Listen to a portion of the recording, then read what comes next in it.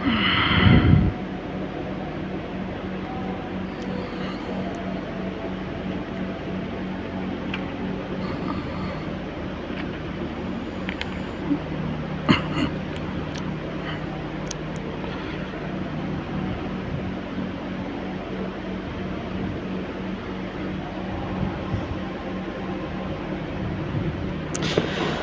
باللہ من الشیطان الرجیم بسم اللہ الرحمن الرحیم فأضلهما الشیطان عنها فأخرجهما مما كان فيه وقلنا اهبطوا بعضكم لبعض عدو ولكم في الأرض مستقر ومتاع إلى حين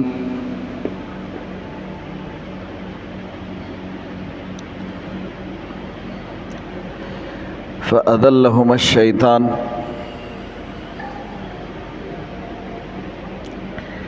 حضرت آدم علیہ السلام چونکہ اپنے ہی جنس میں سے اکیلے ایک ہی انسان تھے، باقی جنت میں اللہ کے نورانی مخلوق فرشتے اور اسی طرح ابلیس جو جنات میں سے تھے وہ جنت میں تھے۔ اللہ پاک نے آدم علیہ السلام کے ساتھ ان کی بیوی حوا علیہ السلام ان کو پیدا کیا اور پھر آدم علیہ السلام کے نکاح میں آئی، اور حدیث میں ہے کہ حضرت آدم علیہ السلام سو رہے تھے، اونگ کی حالت میں تھے۔ حضرت حوا علیہ السلام ان کی بائیں پسلی سے پیدا ہوئی۔ جیسے آدم علیہ السلام جاگے، دیکھا حضرت حوا علیہ السلام ان کے برابر میں بیٹھی ہے، تو حضرت آدم علیہ السلام نے پوچھا تم کون ہو؟ تو کہا میں حوا ہوں۔ تمہیں کس نے پیدا کیا؟ رب نے پیدا کیا۔ کس لیے پیدا کیا؟ تو حضرت حوا علیہ السلام نے کہا کہ مجھے اس لیے پیدا کیا کہ میں تجھے سکون اور راحت دوں، اس لیے یہ بیوی سکون اور راحت کی جگہ ہے۔ تو حضرت آدم علیہ السلام اور حضرت حوا علیہ السلام دونوں جنت میں اللہ کے انعامات میں تھے، اور یہ کتنا عرصہ جنت میں رہے تو اس کے بارے میں مفسرین نے مختلف اقوال ذکر کیے کہ ساعات، وہ جو ایک ساعت تھی جو کہ انہوں نے جنت میں گزاری ہے، اس کو 130 سال سے تعبیر کیا کہ 130 سال جو ہے ان کے جنت میں گزرے۔ اور پھر حضرت آدم علیہ السلام چونکہ ایک اجتہادی اپنے غلطی پر اللہ پاک نے اس کو جنت سے نکالا اور پھر دنیا میں بھیجا، اللہ کی طرف سے اس میں حکمت تھا کہ حضرت آدم علیہ السلام کے اولاد کو، ان کی نسل کو اللہ نے پھیلانا تھا، اس لیے حضرت آدم علیہ السلام کو دنیا میں بھیجا۔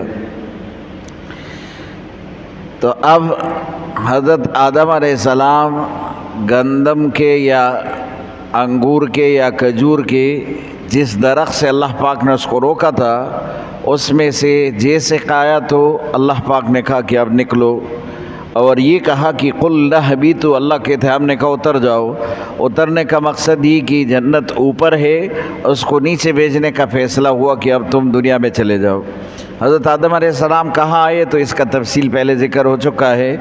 تو وہ حضرت آدم علیہ السلام، کل کا سبق اس میں ریکارڈ نہیں ہوا، اس لیے وہ دوبارہ کل کا سبق دہرا رہا ہوں کہ حضرت آدم علیہ السلام اللہ پاک نے اس کو اتارا، تو کہاں پر اتارا تو اس میں مختلف اقوال ہے مفسرین کی۔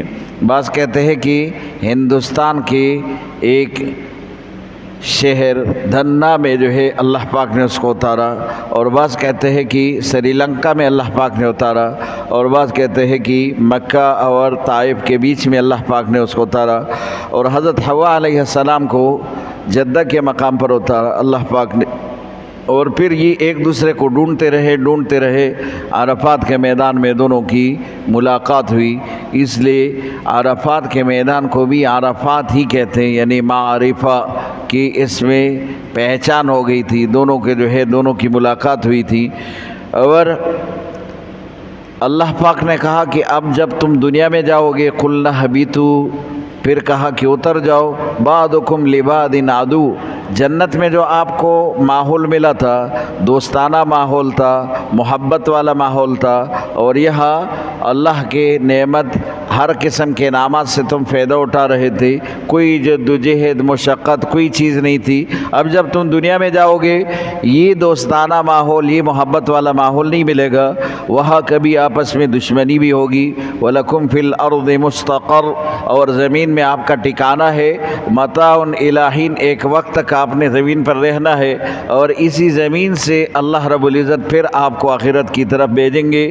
جب آپ کو موت آئے گی آپ دنیا سے چلے جائیں گے، پھر اللہ پاک جب آپ کو اٹھائیں گے تو پھر وہ آخرت ہوگا، پھر آپ کے اس زندگی کا حساب کتاب ہوگا. میں نے کل کے سبق میں بھی کہا تھا کہ اس میں ایک نقطہ یہ ہے کہ آدم علیہ السلام کو اللہ پاک نے جنت سے زمین پر اتارا اور یہ کہا کہ تمہارا اصل ٹھکانہ جنت ہے، اور اسی جنت کے لیے پہلے تو اللہ کے فضل انعام سے آپ یہاں پر آئے تھے. اب اللہ پاک دوبارہ آپ کو جنت میں تب داخل کریں گے جب کہ آپ کے اولاد کے اعمال جنت کے مطابق ہوں گے. یعنی حضرت آدم علیہ السلام کے اولاد آدم اگر جنت والا عمل کرے گا تو پھر اللہ پاک اس کو جنت میں داخل کریں گے. تو یہ کہا کہ دنیا میں آپ کا عارضی ٹھکانہ ہے، مستقلی متاع الٰہین، ایک وقت تک تم فائدہ حاصل کرو گے، پھر آپ کو اللہ پاک آخرت کی طرف لے کر آئیں گے اور پھر آخرت میں آپ جائیں گے. فَتَلَقَّى آدَمُ مِن رَبِّهِ كَلِمَاتٍ. حضرت آدم علیہ السلام جب آئے تو پریشان تھے، کیونکہ اللہ پاک نے اس کی ایک کوتاہی پر اس کو دنیا میں اتارا. اب حضرت آدم علیہ السلام اللہ سے پوچھ رہے کہ کیا میرے اس گناہ کا تلافی ہو سکتا ہے، کیا اس کا کوئی توبہ ہے اور میں توبہ کروں وہ قبول ہو سکتا ہے؟ اللہ نے کہا جی آپ کا توبہ قبول ہو سکتا ہے. اور پھر حضرت آدم علیہ السلام نے کہا، ایک روایت میں یہ ہے کہ حضرت آدم علیہ السلام نے کہا، واسطہ پیش کیا، یا اللہ تو نے اپنے ہاتھ سے مجھے بنایا، اور یا اللہ تو نے ہی اپنا روح مجھ میں ڈالا، اور یا اللہ اپنے روح میں سے مجھ میں ڈالا، اور پھر تو نے ہی زندگی دی ہے، اور تو نے ہی مجھے جنت میں داخل کیا تھا. اب تو ہی نے دنیا کے اندر بھیجا ہے، یا اللہ تو ہی مغفرت میری بخشش کر دے، اور مجھے واپس یا اللہ مجھے معاف کر دے، واپس بھی مجھے جنت دے. اور حضرت آدم علیہ السلام اتنے روئے پھر اللہ پاک کا ترس آیا، حضرت آدم علیہ السلام کو معاف کیا. کون سی دعا تھی جو حضرت آدم علیہ السلام نے پڑھی تھی؟ تو قرآن خود کہتے ہیں فَتَلَقَّى آدَمُ مِن رَبِّهِ کلمات. یہ کلمات بھی اللہ پاک نے سکھائے تھے حضرت آدم علیہ السلام کو.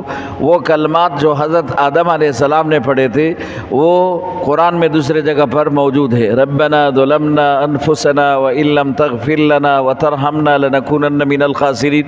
یہ وہ کلمات ہیں جو حضرت آدم علیہ السلام پڑھتے رہے اور اسی سے دعائیں مغفرت کرتے رہے، اسی سے توبہ کیا تھا. اللہ پاک نے حضرت آدم علیہ السلام کو معاف کیا. فَتَلَقَّى آدَمُ مِن رَبِّهِ کلمات، آدم نے سیکھ لیے، حضرت آدم علیہ السلام نے اپنے رب سے وہ کلمات. فَتَابَ عَلَيْهِ، جس پر اللہ پاک نے حضرت آدم علیہ السلام کا توبہ قبول فرمایا. إِنَّهُ هُوَ التَّوَّابُ الرَّحِيمُ، بے شک اللہ توبہ قبول کرنے والا بہت بڑا مہربان ذات ہے. قُلْنَا، ہم نے کہا اهْبِطُوا مِنْهَا جَمِيعًا، یہ وہی پہلے والا کہ اب سب کے سب اس جنت سے اتر جاؤ، دنیا میں چلے جاؤ. فَإِمَّا يَأْتِيَنَّكُم مِّنِّي هُدًى، میرے پاس جب تمہارے پاس کوئی ہادی ہدایت کے لیے کوئی ہادی آیا، فَمَن تَبِعَ هُدَايَ، جس نے اس ہادی کی بات مانی اور ہدایت کے پیچھے چل پڑا، فَلَا خَوْفٌ عَلَيْهِمْ، اس کے اوپر خوف نہیں ہوگا، وَلَا هُمْ يَحْزَنُونَ، اور نہ وہ غمگین ہوں گے. یہ بھی کل تفصیل ذکر ہوا کہ خوف کیا ہوتا ہے. آنے والے مراحل پر انسان کو خوف ہوتا ہے، اور یہ پیچھے گزرے ہوئے مراحل پر انسان کو صرف غم ہوتا ہے، آنے والے مراحل سے انسان خوف زدہ ہوتا ہے۔ کل قیامت میں جب آپ اٹھیں گے اس کا معنی یہ، اور وہاں پر پل صراط ہے، وہاں پر حشر کا میدان ہے، وہاں پر اللہ کے سامنے پیشی ہے، وہاں پر تمہارے اعمال کا محاسبہ حساب ہوگا۔ تو اس وقت ان مراحل پر جب تم گزرو گے تو ان مراحل سے تمہیں خوف نہیں ہوگا، کیونکہ تمہارا عمل اس کے مطابق ہوگا، اس لیے تم خوف زدہ نہیں ہوں گے۔ وَلَا هُمْ يَحْزَنُونَ، اور ورنہ یہ غمگین ہوں گے۔ غم ہوتا ہے ہمیشہ گزرے ہوئے حالات پر، یعنی تمہاری گزری ہوئی زندگی جو دنیا میں تم نے گزاری ہے وہ تو تم نے اللہ کے حکم کے مطابق، اللہ کے حکم اور فرمان کے مطابق گزاری ہے، اس لیے اس پر بھی تمہیں کوئی غم نہیں ہوگا دنیا والے زندگی پر جو تم نے گزاری ہے۔ والذین کفروا وکذبوا بآیاتنا، وہ لوگ جو کافر ہے اور جو ہماری آیتوں کی تکذیب کرتے جھٹلاتے، اولئک اصحاب النار، اللہ کہتے وہ جہنم والے ہیں، اور ہم فیہا خالدون، وہ ہمیشہ ہمیشہ جہنم میں رہیں گے۔ یہ تو کل کا سبق تھا جو آپ کو دوبارہ اس کا خلاصہ بیان کیا۔ یا بنی اسرائیل اذکروا نعمتی التی انعمت علیکم، یہاں سے بنی اسرائیل کو خطاب ہے، اور اللہ رب العزت بنی اسرائیل پر اپنے انعامات گنواتے اور کہتے میرے فلاں نعمت فلاں نعمت فلاں نعمت، اس کو دیکھو جس نعمت سے تم نے فائدہ اٹھایا، اب اس نعمت کے بدلے آپ کو شکر ادا کرنا چاہیے، اور تم ناشکری کرتے ہو۔ بنی اسرائیل،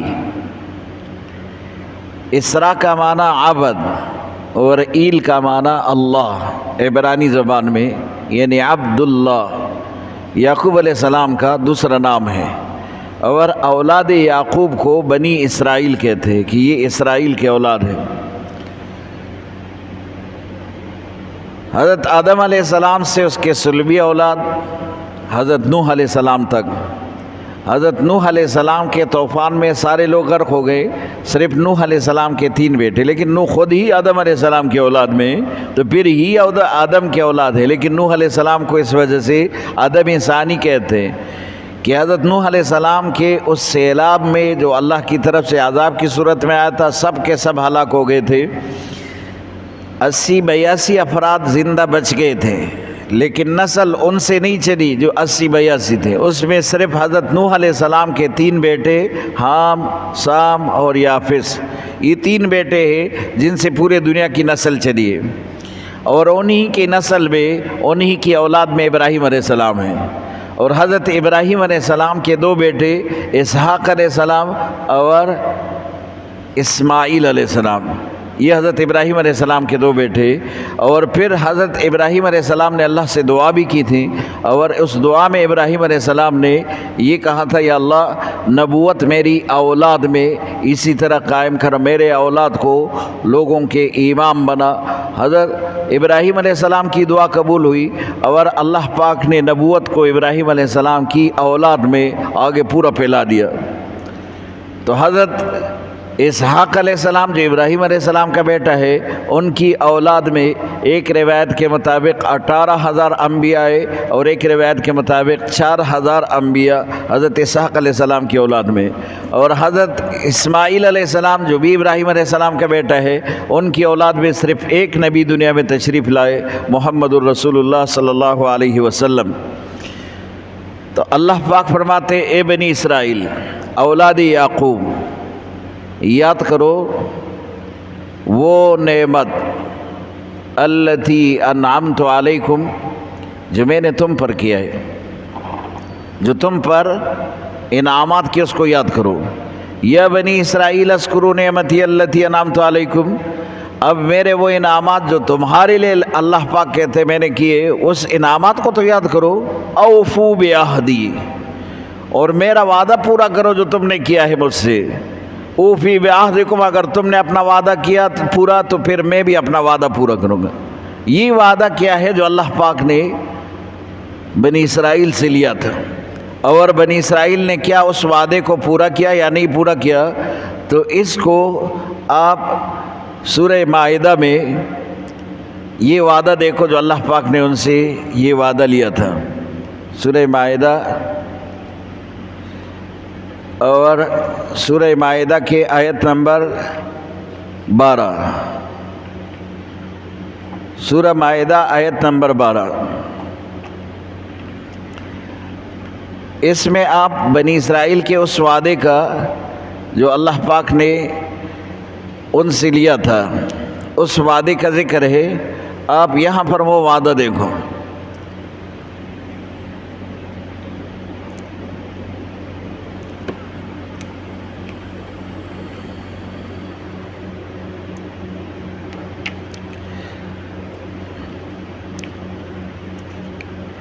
آیت نمبر 12 کون سی آیت ہے؟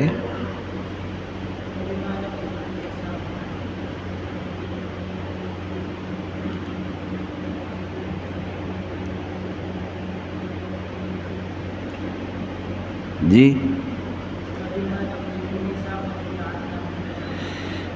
کم دیکھی دے آیت ما تو خیدل تھا جی، ما تا آیت نخکاری دی کھتا چشمی میں نشت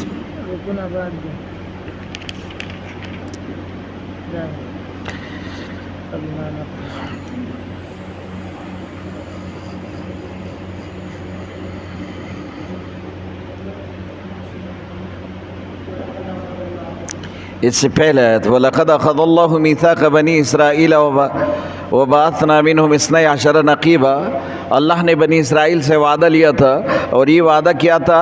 ان کے 12 قبائل تھے، 12 خاندان تھے، سب سے اللہ پاک نے وعدہ لیا تھا، اور یہ وعدہ کیا تھا؟ قال اللہ نے ان سے وعدہ لیا تھا، اور وعدہ یہ ہے انی معکم، میں تمہارے ساتھ ہوں، یعنی میری مدد تمہارے ساتھ ہے۔ لئن اقمتم الصلاۃ، شرط یہ ہے کہ اگر تم نے نماز قائم کیا، وآتیتم الزکوٰۃ، تم نے زکوٰۃ ادا کیا، وآمنتم برسلی، تم نے میرے پیغمبروں پر ایمان لایا، وعذرتموہ، تم نے میرے پیغمبروں کی عزت اور مدد کی، واقرضتم اللہ قرضا حسنا، اور تم نے اللہ رب العزت کو قرض حسنا دیا، لأکفرن عنکم سیئاتکم، اس کے بدلے میں تمہارے سارے گناہ معاف کر دوں گا، وَلَأُدْخِلَنَّكُمْ جَنَّاتٍ، اور میں تمہیں اپنے جنت میں داخل کروں گا، ایسے باغات میں تجری من تحتها الانہار، جس کے نیچے اللہ پاک نے نہریں جاری فرمائی۔ فمن کفر بعد ذلک، لیکن یاد رکھو اس کے بعد اگر کسی نے انکار کیا میرے انعامات سے، اللہ کہتے ہیں کہ منکم، تم میں سے اگر کسی نے انکار کیا، فقد ضل سواء السبیل، وہ سیدھا راستے سے ہٹا، اور جب سیدھا راستے سے ہٹا تو پھر میں اس کو پکڑوں گا، فبما نقضہم میثاقہم، اب بنی اسرائیل کو جو پکڑا تو ان کے اس میثاق پر، اس عہد پر جو انہوں نے توڑا تھا، اسی پر اللہ پاک نے ان سے جو عہد لیا تھا۔ ایک عہد وہ ہے جو اللہ پاک نے تمام انسانیت سے لیا ہے، الست بربکم، جب عالم ارواح میں اللہ نے کہا تھا میں تمہارا رب ہو کہ نہیں ہو؟ قالوا بلا، سب نے کہا تھا تم ہمارے رب ہو۔ اللہ نے کہا کہ پھر وعدہ کرو میرے حکم مانو گے، اور میں جس کو رسول بنا کر بھیجوں گا اس کے احکام آپ پر لازم ہوں گے، آپ ان کی تابعداری کریں گے، اور یہ سب نے کہا کہ ہم ایسا ہی کریں گے۔ یہ وعدہ اللہ نے لیا تھا عالم ارواح میں۔ پھر دوسرا وعدہ اللہ نے بنی اسرائیل سے خاص طور پر لیا، اور یہ وعدہ ہے جو یہاں پر اس آیت میں ذکر ہے۔ اللہ کہتے ہیں میری انعامات کو یاد کرو جو اس سے تم نے فائدہ اٹھایا، تو اوفی بعہدکم، اب ایک وعدہ جو تم نے کیا اس کو تو پورا کرو، پھر میں اپنا وعدہ پورا کروں گا جو میں نے وعدہ کیا کہ میں تمہیں جنت میں داخل کروں گا۔ اللہ کا وعدہ یہی ہے جو اس آیت میں ذکر ہے، لأکفرن عنکم سیئاتکم، میرا وعدہ یہ ہے کہ میں تمہارے سارے گناہ معاف کر دوں گا، میرا وعدہ یہ ہے کہ میں تمہیں جنت میں داخل کروں گا۔ اور تمہارا وعدہ کیا ہے جو تم نے مجھ سے وعدہ کیا؟ بنی اسرائیل کو کہتے تم نے جو وعدہ کیا وہ کیا ہے؟ کہ آپ اللہ پر ایمان لائیں گے، اللہ کے رسول پر ایمان لائیں گے اور اللہ کی کتاب پر ایمان لائیں گے، نماز پڑھیں گے، زکوٰۃ ادا کریں گے اور آپ پیغمبر کی مدد کریں گے۔ جو پیغمبر جس وقت میں آپ کے پاس آئے گا آپ اسی پیغمبر کی بات مانیں گے، اس کی اتباع کریں گے، اس کی مدد کریں گے۔ اور پھر اللہ کہتے ہیں کہ اس کا بدلہ یہ ہے کہ میں آپ کے گناہ معاف کروں گا۔ تو ایک وعدہ اللہ کا ہے جو اللہ پورا کرے گا، ایک وعدہ تمہارا ہے جو تم پورا کرو۔ تو اللہ کہتے ہیں تم اپنا وعدہ تو پہلے پورا کرو، پھر میں اپنا وعدہ پورا کرتا ہوں۔ تو اس آیت میں اسی کا ذکر ہے، اوفو بعہدی، میرا وعدہ پورا کرو جو تمہارے ساتھ ہے، اوفی بعہدکم، میں تمہارا وعدہ پورا کروں گا جو میں نے تم سے کیا ہے، وَإِيَّايَ فَارْهَبُونَ، اور بات یہ ہے کہ مجھ سے ہی ڈرو۔ اللہ کہتے ہیں مجھ سے ہی ڈرو، مجھ سے ہی ڈرو۔ معنی یہ کہ یہ دل ایسا ہے کہ اس میں صرف ایک ہی خوف آ سکتا ہے، اگر اس میں اللہ کا خوف آیا تو پھر مخلوق کا خوف اس دل سے نکل جائے گا۔ اس لیے اللہ کہتے ہیں کہ تم مجھ سے ڈرو، دل بسیط ہے، اس میں ایک ہی خوف آئے گا، تم مجھ سے ڈرو، میرے علاوہ کسی اور سے نہ ڈرو، میری مخلوق سے نہیں۔ یہ مخلوق تو سارے آپ کے خدمت کے لیے بنائے ہیں، مخلوق سے نہیں ڈرو، خالق سے ڈرو۔ اور حقیقت ہے جس کے دل میں خدا کا خوف ہے نا، مخلوق کا خوف اس میں آ ہی نہیں سکتا۔ حضرت موسیٰ علیہ السلام صرف اپنے بھائی ہارون علیہ السلام کے ساتھ فرعون کے محل میں جا کر فرعون کے اس خدائی کا انکار کرتے جس کے سب لوگ اقرار کرتے، اور صرف فرعون کے 18 لاکھ سے زیادہ فوج ہے، 18 لاکھ سے زیادہ فرعون کے پاس لشکر ہے، اور اس کا قوم ہے، اس کا پورا ایک مملکت ہے جس پر وہ حکمران ہے، پورا مصر کے بادشاہ ہے۔ اس کے دربار میں جا کے موسیٰ علیہ السلام کو اس کی نہ حکومت کی پرواہ نہ اس کی طاقت کی پرواہ۔ حضرت موسیٰ علیہ السلام تو ان کے پاس رہے، اور حضرت موسیٰ علیہ السلام کو یہ بھی پتہ تھا کہ فرعون کتنا خطرناک ہے، اس کی بات اگر کوئی نہ مانے تو ذل اوتاد ایسا ظالم کی وہ ہاتھ رکھ کر اس کے اوپر کیل ٹھوکتے تھے، اور اسی طرح دیوار کے ساتھ جو ہے اس کو کیل کے ساتھ ٹھوکتے تھے۔ اتنے ظالم کے سامنے حضرت موسیٰ علیہ السلام کیسے جرأت کے ساتھ، کیسے بہادری کے ساتھ بات کرتے، کیونکہ دل کے اندر صرف خدا کا خوف، اس کا خوف ہے ہی نہیں کہ یہ کیا ہے، یہ انسان ہے، اور یہ اللہ اگر اس کو طاقت نہ دے تو یہ کچھ ہی نہیں کر سکتے، میرا کچھ نہیں بگاڑ سکتے۔ اس لیے موسیٰ علیہ السلام اس کو کہتے ہیں نہ تم خدا ہو اور نہ تم اس عبادت کے لائق ہو جو یہ لوگ تمہاری کر رہے، تم بھی خدا کی عبادت کرو، اور میں تمہارے اس پورا رعایا کو کہتا یہ بھی خدا کی عبادت کرے۔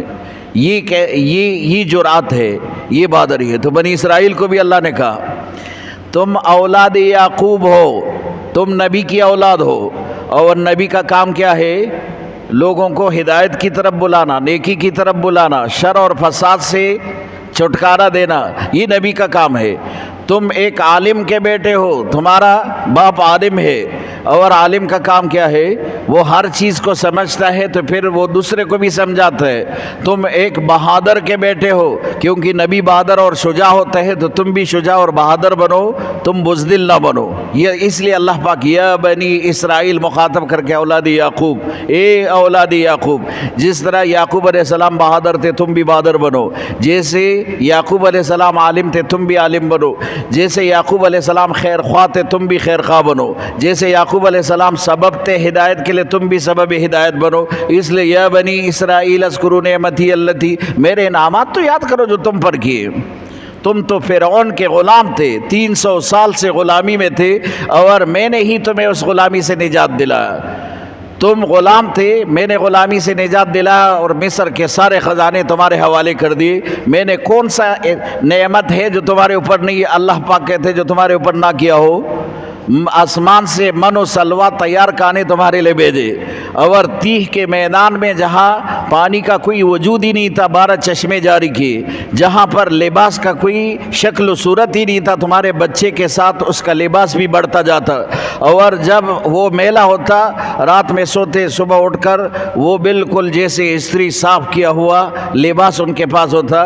تو میرا کون سا کون کون سے انعامات ہیں جو میں نے تم پر کیے ہیں اور تم نے اس کا شکر ادا کیا. شکر نہیں بلکہ تم ہمیشہ اس کی ناشکری کرتے ہو. تو یاد کرو میرے وہ انعامات جو تم پر کیے ہیں.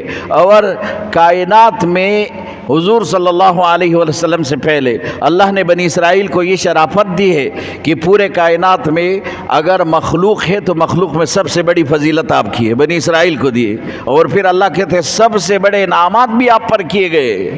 سب سے زیادہ انعامات بنی اسرائیل پر اللہ پاک نے کیے, اور اس انعامات کا بھی انہوں نے کیا کیا, ناشکری اور ناقدری, جس کا ذکر اگلے آیت میں پورا آ رہا ہے. آخر